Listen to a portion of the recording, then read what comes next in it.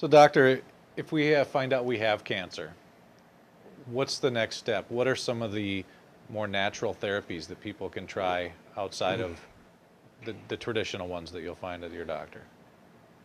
I think actually Ty Bollinger's book covers the vast majority of natural treatments for cancer that you could cover. He did a phenomenal job in researching it. And Cancer Step Outside the book really goes over that well and thoroughly. My strongest suggestion to people that get a diagnosis of cancer, as a physician, the last thing we want to do is send a patient to an oncologist. Because once we send that patient to the oncologist, the odds are we'll never see him again. The odds are very great we'll never see them again, and if we do, it's only going to be for a brief time. The way they work statistics is rather interesting. If you go in for prostate cancer and they do a prostatectomy, so you have no prostate gland, aside from many times being incontinent or many times being impotent, the chances are very high that that cancer has already metastasized and you're going to develop perhaps lung cancer. Well, that you will be statistically called a successful survivor of prostate cancer, even though you died of lung cancer. The one thing I would suggest that they do is go back to their primary care physician. Let the primary care physician know they have chosen a different path or no treatment at all. In the 40s, there were a few really good studies done, and I haven't seen the statistics change at all since then. You lived an average of 4 times longer if you did not get treated for cancer. So regardless of the type of cancer, go back to your primary care, buy Mr. Bollinger's book, read it, learn from it, and go back to your natural or your primary care physician and say, I've decided to go another direction. I've decided to treat it naturally. That's assuming we still can without Codex. And say, will you please take care of me? Palliative care. Ensure my life is as good as it can be. And by the way, I would like you to run the following tests. And these tests will enable you and that physician that you've chosen to monitor your progress with the cancer.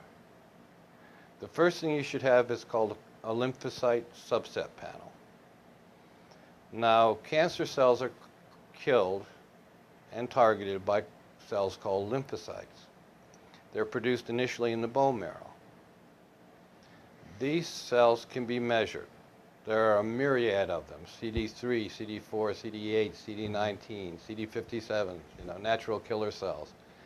But you really want to know where your immune system is specifically for the ability to fight cancer. So you get a lymphocyte subset panel. You ask him for a hormone profile, a complete hormone profile. Now what's happened in the United States is you ask your doctor for a hormone profile, and if you have normal insurance, they'll give you what's called, in the United States, a hormone profile. It is not. They give you total hormones, and they're meaningless numbers. When you get a hormone profile, you want to make sure you get what's called a free, F-R-E-E, as in it doesn't cost anything, but it does, free testosterone, free estradiol, because those two ratios are very, very important. Once they are bound to a protein, they're no longer functional in the body. And that's why I say free. If you get a total, those hormones can be bound by, for example, sex hormone binding globulin, and they can no longer be used. So the numbers are useless. It's very similar to a hemoglobin A1C, which we use routinely, or most physicians use routinely. I never do. to monitor diabetes. It's a 30-day average of your glucose levels. Well, type 2 diabetic will be 300 and then drop into the 40s, and then go back up to 250, and then drop back down into the 40s. So what good is an average? 30-day average doesn't tell you much. It doesn't tell you anything. If it's high, then you know you've got a real problem. However, if you go to the doctor's office and you just have a blood glucose level taken, fasting, that will actually tell you a great deal more. And if you do it 3 or 4 mornings in a row, you can get a really good handle on where you're standing, where the lab test that they use is rather useless. An awful lot of the lab tests we use in medicine are useless, waste of money.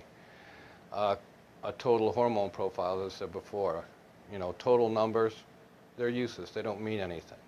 It's only the free hormones that are able to have an action that mean anything. And there are real misconceptions in hormones. We all have the same hormones, men and women. All have progesterone, estrogen, testosterone. The only thing that's different are the ratios. So make sure you have a lymphocyte subset panel, a hormone profile, a complete blood count called a CBC, and a CMP, comprehensive metabolic profile. And those will give you your liver functions and your renal functions. And ask your doctor to monitor. And if he's free to do that, he can give you a much better quality of life. They don't want you to go to the oncologist, but they are obliged to send you to the oncologist if they believe it may be cancer. You are not obliged to stay with the oncologist.